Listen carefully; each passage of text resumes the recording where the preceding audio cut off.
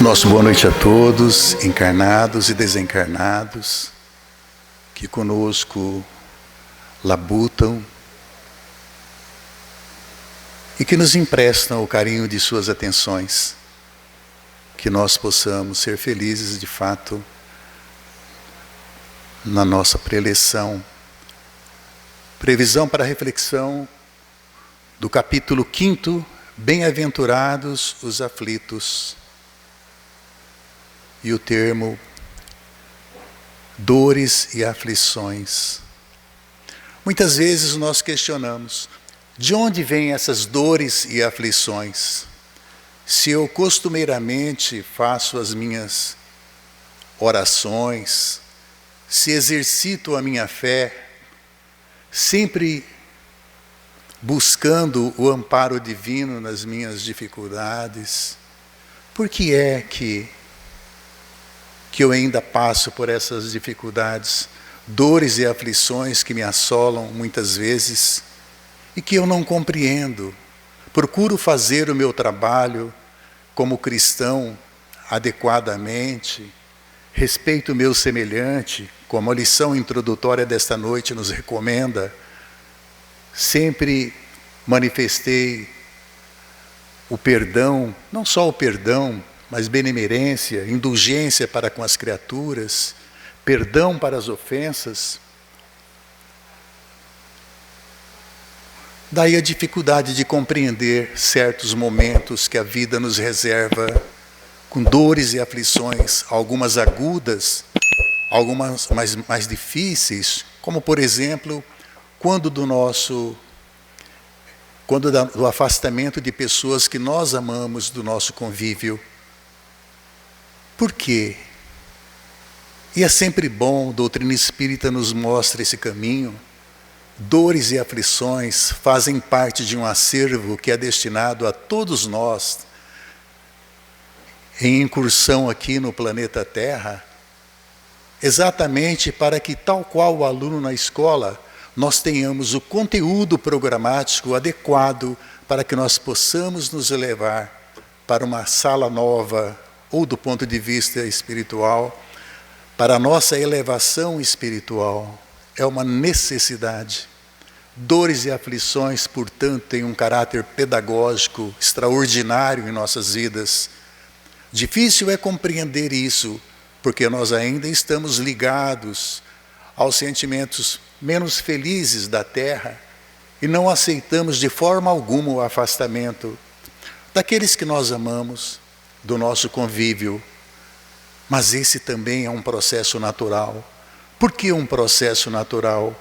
Porque é um processo comum a todas as criaturas. Ninguém pode fugir ao imperativo da transformação no túmulo. Ninguém. Se todos nós vamos... É importante que não saibamos o momento. Exatamente para não entrar em pânico. Nós não temos ainda a capacidade de assimilar bem, de maneira a aceitar essa realidade que vai nos alcançar de todas as maneiras, hoje, amanhã ou depois. Mas é importante que saibamos, dores e aflições têm esse caráter educativo em nossas vidas, faz parte do processo de desenvolvimento, de conhecimento, para que nós possamos alçar voo na escalada evolutiva do espírito, afastando-nos um pouco daquilo que nos preocupa tanto no dia a dia, que são os vínculos materiais. Mas a dor, o que nós podemos dizer da dor? Podemos dizer que papiros já do Egito e documentos da Pérsia, da Grécia Antiga, já descreviam a dor e também mencionavam as medidas visando o controle da dor. Naquela oportunidade, nos primórdios, os maus espíritos eram muitas vezes os responsáveis, pela dor. O trabalho dos maus espíritos, que depois tinha um caráter religioso, e quem atendia, quem prescrevia o medicamento, vamos dizer assim, eram os sacerdotes. eles prescreviam o quê? Remédios naturais, sacrifícios, preces. Mas o homem, observando melhor os animais no barro para proteger-se, evitando os insetos e os cachorros comendo plantas e raízes, foi aí que o ser humano utilizou os primeiros analgésicos contra a dor. Hoje, naturalmente, século XXI, um acervo bem maior, pesquisas, instrumentos de laser para amenizar a dor, essa sensação desagradável e penosa de uma lesão, uma contusão, um ferimento, enfim, uma disfunção de um órgão que, por extensão, se aplica a sentimentos de tristeza, né, que nós muitas vezes sentimos. Todos os sofrimentos e misérias, segundo Kardec, decepções, dores físicas, perda de entes queridos, encontram consolação na fé no futuro. Naquele que não crê na vida futura, as dores se abatem com todo o peso. Podem observar com atenção, sempre que nós direcionamos a nossa oração no exercício da fé, nós recebemos. Não de forma imediata como nós desejamos, mas no momento certo. Isso tudo decorre do exercício da fé que nós precisamos ter. Podem observar, tenham atenção e percebam, porque a quem recorrer se não buscarmos na fé esse contato com o Criador? De forma que nós possamos emitir uma mensagem, e essa mensagem bem elaborada, partindo de um coração que perdoou, um coração que já está voltado para o Criador, essa mensagem é decodificada e o resultado vem para nós no momento certo para atender aquilo que precisamos. Se perdessem todos os livros sacros da humanidade e só se salvasse o Sermão da Montanha, nada estaria perdido, nada mesmo estaria perdido, porque o Sermão da Montanha constitui o grande pronunciamento, talvez o maior pronunciamento que a humanidade já ouviu e que partiu do Mestre Jesus, agasalhando todas as criaturas e, como diz, né, o nosso capítulo 5 do Evangelho, né? Bem-aventurados os aflitos, porque eles verão o céu. Quem são esses aflitos?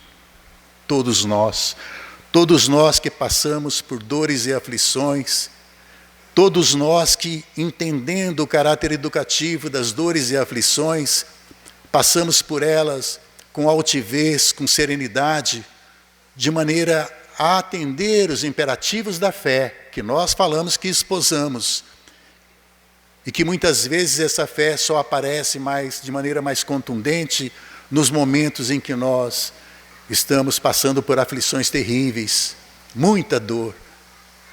Não, precisamos que essa fé, revelada nas nossas orações, atenda também nos momentos de alegria, ou nos momentos que tudo está bem, tranquilo em nossas vidas. Não podemos deixar tão somente para os momentos de dificuldade e dor. Mahatma Gandhi disse: se salvasse só o Sermão da Montanha, nada estaria perdido.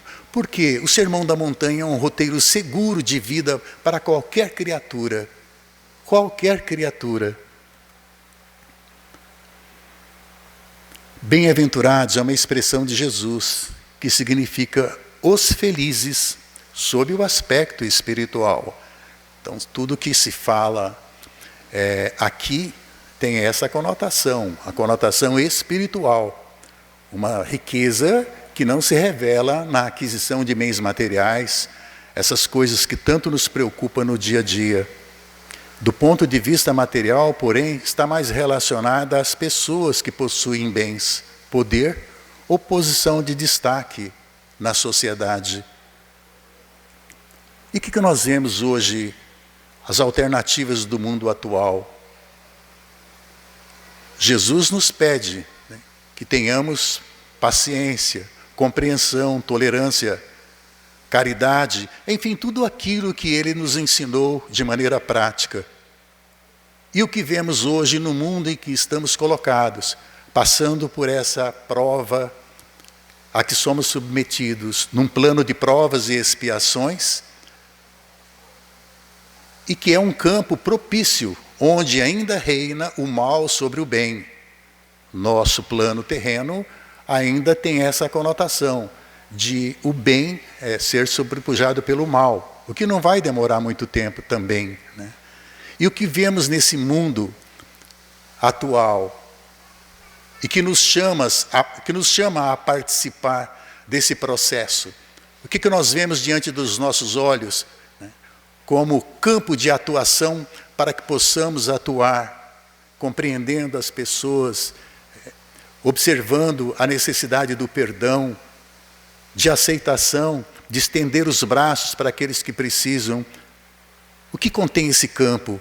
São as alternativas do mundo atual, desigualdades sociais, desemprego, habitação precária, negligenciamento infantil, enriquecimento ilícitos, concentração de riquezas, algumas por desvio de verbas na gestão pública, 11 milhões de crianças com mais de 15 anos analfabetas, guerras e a ausência de um poder moderador que pudesse, de alguma forma, contribuir para que houvesse paz.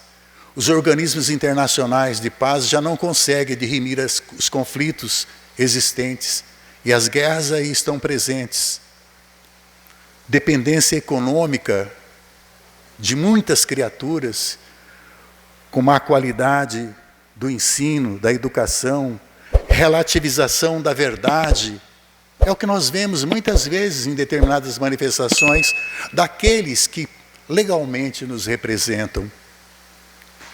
Relacionamentos de conveniência, quantos?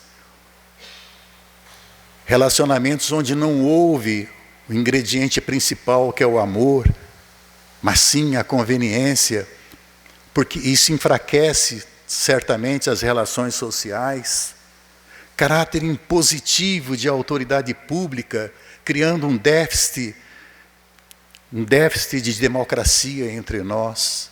Tudo isso nós vivenciamos e é preciso agir com prudência diante desses fatos todos, com tolerância, compreensão, capacidade de perdoar, de participar desse processo de reformulação da nossa sociedade. E os cristãos, especialmente os espíritas, estão convocados para esse processo, na busca de um caminho melhor para todas as criaturas, entendendo que não basta eu me preocupar com o individual, eu preciso ter em mente que é o coletivo que faz a diferença, e é o coletivo que vai nos dar alguns dons, vamos dizer assim, para que possamos apresentar no momento da nossa transferência compulsória para a pátria espiritual. Vivemos a era digital, mas temos ainda 16% da população que passa por necessidades terríveis de acesso à água potável. 16% da população ainda não tem água potável na era digital, século 21.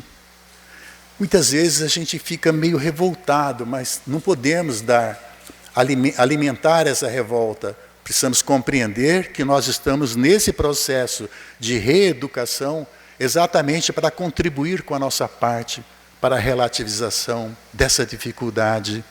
34 milhões de residências sem saneamento básico e pouco mais de 60% dos municípios tratam o esgoto, permitindo a proliferação de doenças, aumento da mortalidade com sobrecarga do sistema de saúde que nos atende. Essa é uma realidade que se apresenta em nossos dias e que exige o nosso concurso, cada um da sua maneira, cada um com seus predicados, no sentido de compreender, procurar fazer algo que possa melhorar, minimizando as dores e sofrimentos que nós encontramos. Porque é aí que nós vamos ganhar créditos para o plano espiritual. Essa será a riqueza nossa. Bem-aventurados os aflitos, ou seja, aqueles que têm ocasião de provar a sua fé, sua firmeza, sua perseverança e sua submissão à vontade de Deus. Por essas palavras, Jesus aponta a compensação que hão de ter aqueles que sofrem e a resignação que leva o homem a bendizer do sofrimento. Porque quando ele compreende o sofrimento, é sinal de que ele está no caminho certo. É sinal de que ele vai dar a esse sofrimento o tratamento adequado, a compreensão necessária para atravessar essa barreira, ultrapassar esse obstáculo com serenidade, indo para uma nova etapa. Geralmente, a causa do sofrimento deriva da própria imprudência, da imprevidência ou alguma ação anterior. Daí a classificação que nós fizemos, uma classificação que pode ser contestada, mas que se resume assim: dores e aflições necessárias e dores e aflições desnecessárias. Desnecessárias por quê? Porque são as más escolhas que nós fazemos. E nós fazemos sim más escolhas. Na nossa imprevidência, muitas vezes, do orgulho e o egoísmo, que muitas vezes suplanta a boa vontade que há em nós, ou que faz despertar sentimentos menos felizes quando no relacionamento que nós temos em sociedade. Orgulho, ambição, descontrole, tudo faz sentido, provocando dores e aflições desnecessárias. Vaidade, onde o coração não tomou parte, e nós falamos agora há pouco de uniões onde o amor não tomou parte, apenas o interesse material. Ou ações necessárias, ou dores necessárias, melhor, ligadas a vidas passadas. Aquilo que nós realizamos no passado, porque ninguém contesta que nós viemos de um mundo primitivo, e esse mundo primitivo tinha outras características naturalmente. E nós realizamos aquilo que nos competia dentro desse mundo primitivo. E deixamos, certamente, muitas provas a serem realizadas. Más escolhas que fizemos, álcool, perdas de entes queridos que sustentam a família, muitas vezes dizem respeito, no passado dizem respeito a ações de provas e expiações, dores e aflições que passamos agora. Reveses da fortuna, apesar da prudência, flagelos naturais, doenças, deformidades que impossibilitam o trabalho, ou como nos ensina André Luiz, no livro Evolução em Dois Mundos, provas e expiações. Provas necessárias de vidas passadas, desnecessárias, dizem respeito à nossa vida presente. Em geral, são as más escolhas que fazemos. E nós fazemos más escolhas, sim. Muitas vezes atendendo aos imperativos do coração ou de razões menos felizes, por vezes prejudicando outras pessoas. E todo detalhe constitui prova a ser suprida oportunamente nesta existência ou em existências posteriores.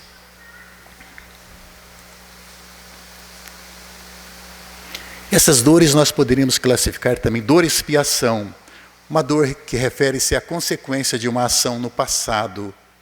Dada a nossa ignorância, nos desregramos em relação às leis de Deus e criamos aquilo que os orientais chamam de karma, que deve ser purgado para a nossa felicidade e a nossa harmonia interior.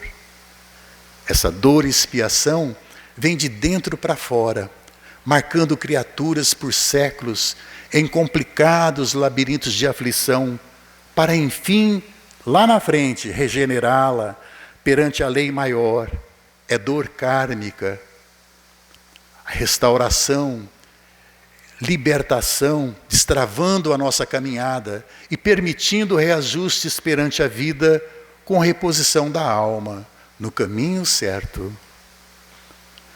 É importante que tenhamos esse conhecimento e que, tendo esse conhecimento agasalhado em nossos corações, nós possamos colocá-lo em prática lá fora, na nossa convivência em sociedade, entendendo perfeitamente que existem provas do mundo atual, recentes, fruto das nossas escolhas, e existem aquelas que trouxemos do passado, que ficaram marcadas e são necessárias para o nosso crescimento espiritual.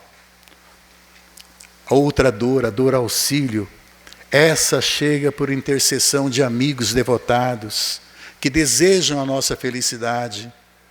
Quando recebemos a bênção de prolongadas e dolorosas enfermidades no envoltório físico, seja para evitar-nos a queda ou, mais frequentemente, para o serviço preparatório da desencarnação. Certamente que vocês já ouviram falar, né, de muitas pessoas que, aproximando-se do desencarne, elas têm manifestações que causam estranheza aos médicos, à família. Muitas vezes são antepassados, são parentes que chegam para o auxílio na preparação daquele que volta a integrar a família numa outra etapa da vida.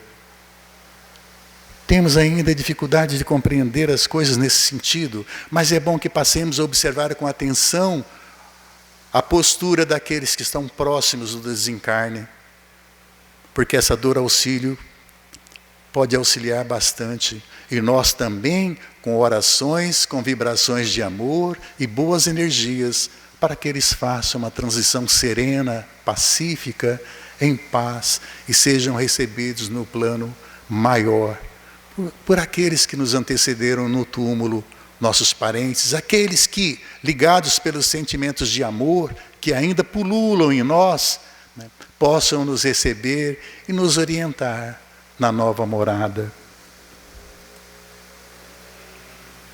A dor evolução, essa dor atua de fora para dentro, aprimorando o ser, sem a qual não existirá o processo. Essa dor evolução sofremos porque cometemos um deslize com relação à lei natural. Na dor evolução não sofremos por castigo, não, mas porque queremos evoluir. E há aquela postura de quem, compreendendo as coisas, aceita com serenidade as dores e aflições que chegam, porque sabem que, tal qual os ensinamentos da professora, do mestre, elas vão melhorar as suas condições espirituais para uma outra etapa. Na dor evolução, como diz, não sofremos por castigo. A reencarnação não é uma punição. Reencarnação é uma oportunidade de evolução. E é uma nova etapa em nossas vidas. A vida é uma só, mas em várias etapas. E nós temos outras etapas a cumprir, como cumprimos aquela nos primórdios da antiguidade.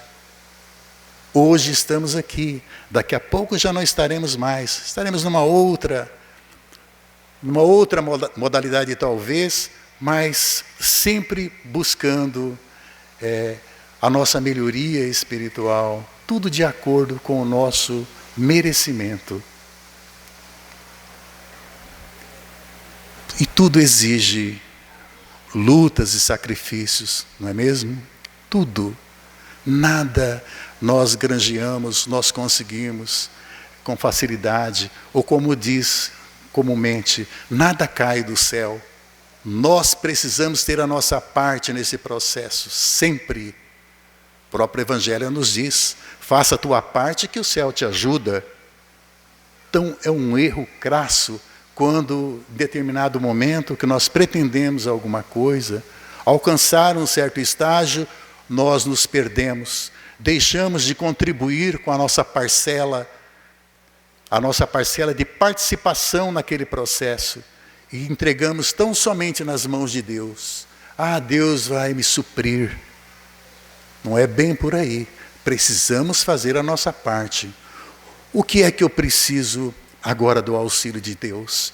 Mas primeiramente, o que é que eu posso fazer para que o Pai observe o meu esforço e possa contribuir para que eu resolva essa questão? Precisamos pensar sempre assim, em fazer a nossa parte, seja qual for a postulação que nós fazemos em oração ao Pai. Não é assim a dificuldade? E aí eu lembro sempre, não tem como não lembrar da profissão de meu pai. Meu pai era ferreiro. Aos 13 anos eu participava com ele de puxar cunha, machado, enxadas. Era tudo no fogo. Trazia a ponta de eixo do fogo, colocava sob a bigorna e ali o malho repetido 3 vezes, com aquela cadência necessária, ia puxando o ferro até formar a cunha, a enxada, o machado, porque eram instrumentos de trabalho que não eram industrializados naquela época. Foi nessa forja que foi forjado o meu caráter. Por isso a lembrança. Não é assim que as coisas acontecem? O ferro sob o malho, a semente na cova, as mãos em ação, tanto quanto a criança chorando para desenvolver os próprios órgãos. Não é assim com os dentinhos do bebê? Quando chega um certo momento, ela começa a chorar, demonstrando a dor que vem. Então tudo tem sacrifício, até para o bebê. Porque dores e aflições serão vistas como forma de ativar a nossa evolução espiritual. E em síntese, nós podemos dizer, dor e expiação relacionada ao nosso passado, dor auxílio vinculada ao nosso presente e dor evolução vinculada ao nosso futuro. Em todas elas é necessário a nossa participação, é necessária a nossa compreensão, a certeza de que Deus nos vê e a certeza de que, tendo a nossa participação dentro do processo evolutivo, aquilo que eu desejar e que for possível e necessário ao meu crescimento espiritual, o Pai me enviará. Não podemos ter dúvidas sobre isso. Mas outro aspecto também, além da minha participação em qualquer processo que eu necessite do Pai e que eu busque nas minhas orações, não basta sofrer. Simplesmente para evoluir moral e espiritualmente. É indispensável saber sofrer, extraindo as boas lições de cada vivência, por mais difícil que pareça. Outro aspecto difícil, de compreender. Saber sofrer, sim, porque já que sofrimento, as aflições e dores constituem, como disse anteriormente, um conteúdo programático nessa escola que eu frequento, e eu preciso ser aprovado, essa aprovação passa naturalmente pela minha aquiescência, por aceitação daquilo que o Pai nos mandou. Aí sim, aí eu vou ter também a anuência da providência divina para realizar aquilo que eu preciso. Porque sofri mas com certeza de que Deus me vê. Sofri com tranquilidade. Sofri, mas sei que for para a aquisição de um bem maior do ponto de vista espiritual. Não sofri simplesmente por acaso, não. Há uma razão, e essa razão maior, naturalmente, vai ser observada pela providência divina naquilo que eu pretendo. Amanhã é um novo dia, e amanhã a dor passa, e tudo aquilo que nós pedimos chega, principalmente a paz de espírito, a serenidade, a tranquilidade, na continuidade da vida. Resignação em face das dores e aflições. Dores e aflições podem ser um desafio, mas também é uma oportunidade para aprender e crescer no exercício da fé. Aflições são uma forma de revelar as lições que precisamos aprender e nos incitar ao esforço para vencê-las. Jesus não disse: tereis aflições, mas tende bom ânimo, eu venci o mundo. Então nós precisamos também vencer o mundo das nossas provas, não só para atender os imperativos da vida social que temos, mas sobretudo para que a providência observe com atenção e que futuramente nós possamos ter crédito nessa contabilidade da vida. Por isso é bom sempre perguntar-se: o que preciso aprender com essa experiência pautada na dor? Que lições a vida está tentando me ensinar no dia a dia? O que preciso modificar em minha vida para fazer parte da bem-aventurança do Cristo, como nos cita o capítulo 5 do Evangelho segundo o Espiritismo? Como me relaciono com Deus, com o próximo e comigo mesmo? Aí vem algumas técnicas para aliviar o sofrimento que nós podemos adotar, sim. Criar uma distância física daquilo que te causa angústia. Por que insistir em determinadas situações se está causando uma angústia, um mal-estar? Concentrar-se em si mesmo. Dar esse crédito a nós mesmos para que nós possamos solucionar as questões pendentes. Praticar a atenção plena. Ter cuidado com tudo aquilo que fazemos no dia a dia. Dar atenção plena à solução daquilo que nós pretendemos realizar. Permitir que as emoções negativas fluam. Deixe passar as ilusões negativas, emoções negativas que possam fluir. Aceitar a ideia de que a pessoa que te causou o mal não vai pedir desculpas. Aceite essa ideia. Se desvincule dessa questão para poder atender outras coisas e seguir adiante no trabalho de burilamento daquilo que vai no seu coração. Aceitar a ideia de que a pessoa não vai pedir desculpas. A Terra é uma grande escola, e é mesmo. Todos os dias nós nos deparamos com alguma coisa que exige a nossa compreensão, que exige um raciocínio, que exige a nossa capacidade de demonstrar a nossa fé. Essa escola na qual os homens são matriculados pela divindade, a fim de que aprendam a viver. Mas o aprendizado sempre exige algum esforço, algum estudo para efetivar-se. E é justamente a ignorância que nos dificulta como aprender a viver. Essa ignorância tanto se traduz na falta de conhecimento, como na falta de vontade de vivenciar aquilo que nos ensina o Evangelho.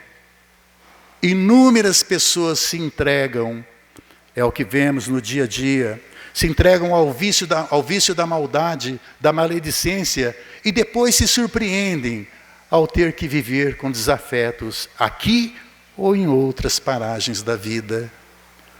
O amigo divino é o grande exemplo de alguém que sabe viver. Ele transitou entre seres rudes, maldosos, cruéis, mas não gastou seu tempo em contendas. Jesus foi doação, trabalho, compreensão e perdão em todas as circunstâncias. Jamais o Mestre titubeou em sua condição. de orientador da humanidade.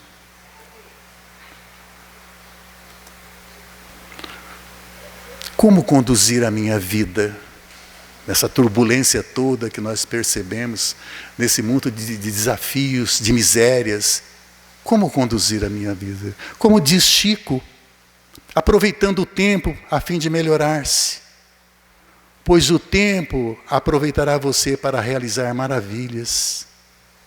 Nós utilizamos bem o nosso tempo com coisas úteis. Todo trabalho, toda ação útil é trabalho. O nosso dia a dia constitui apenas de ações úteis, ou se perdemos tempos com outras coisas?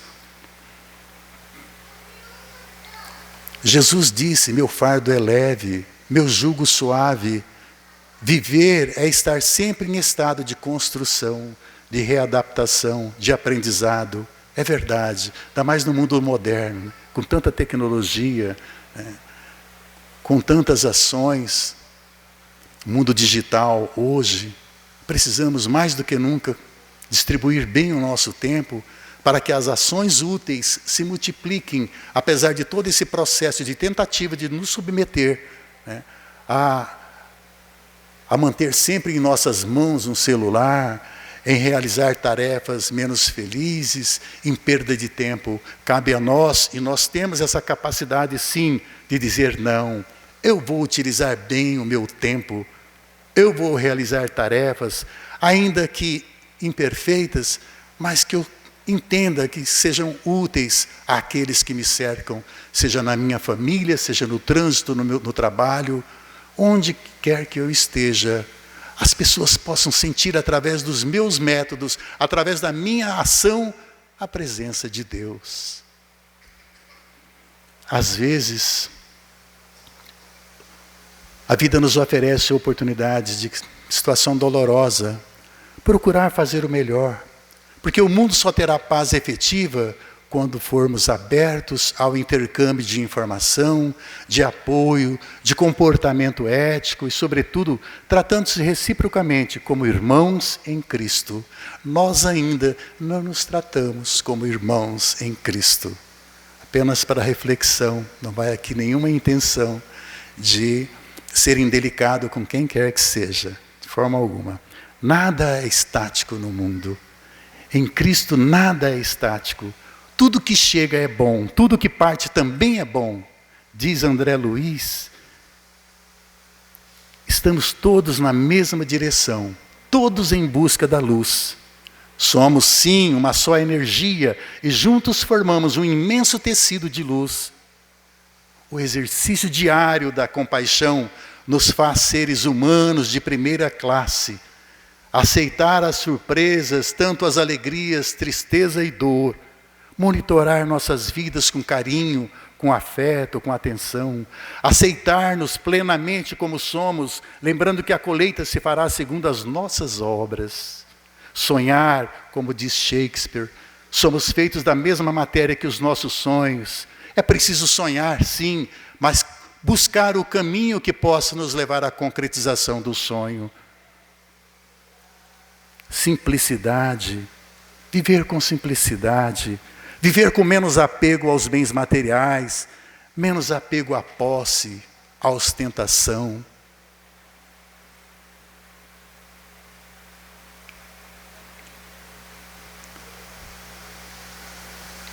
Sobretudo, estuda e estuda-te, como nos pede Joana de Ângeles, porque estudando nós vamos alcançar o conhecimento. O conhecimento nos tira da ignorância. E sem a ignorância, nós não estamos dispostos a aceitar tudo aquilo que chega, a aceitar a dependência ou qualquer outra coisa nesse sentido. Portanto, a orientação é essa de Joana. Estuda e estuda-te.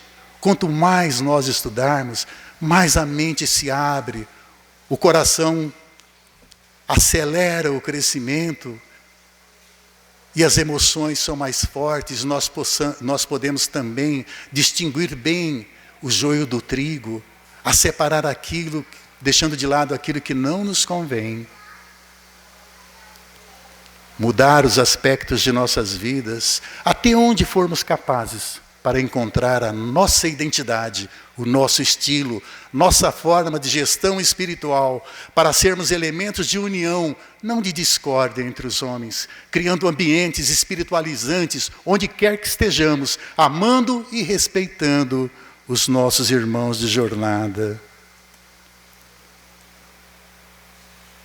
Para finalizar, uma frase do Mestre Jesus, nos apontamentos de Mateus: onde estiver o vosso tesouro, aí também estará vosso coração. Se queremos paz, se desejamos a libertação do sofrimento, não há muitas alternativas. A alternativa de todos nós, espíritas ou não, todos cristãos, o abandono da ignorância e dos vícios pela vontade firme de conquistar virtudes. Ela tem o condão de nos libertar, de ter o necessário, não somar na tendência de possuir, de acumular, de juntar, de multiplicar bens, de lucrar sempre obsessivamente. Pequenos gestos de caridade, participação no voluntariado, prática diária de empatia, respeito à solidariedade. E nesse particular nós temos uma área prática extraordinária. O laboratório que sempre menciono nessa casa, que é o nosso lar dos idosos, campanha do quilo, casa da sopa que funciona de segunda a sexta, brechó Mercatudo, de onde tiramos meios financeiros para atender as necessidades dos idosos, para completando com aquilo que os idosos participam, para dar a eles dignidade, paz e um mundo melhor. Tudo isso depende de nós. E se depende de nós, é possível que nós façamos sim a nossa parte, deixando de lado aquela ideia de que nós não temos 1 hora por semana para atender necessidades de benemerência àqueles que precisam. Participando desse processo, como nos pede o Evangelho, e lembrando sim que a candeia do nosso corpo são os olhos. De maneira que se os seus olhos forem bons, todo o teu corpo terá luz. Boa noite a todos.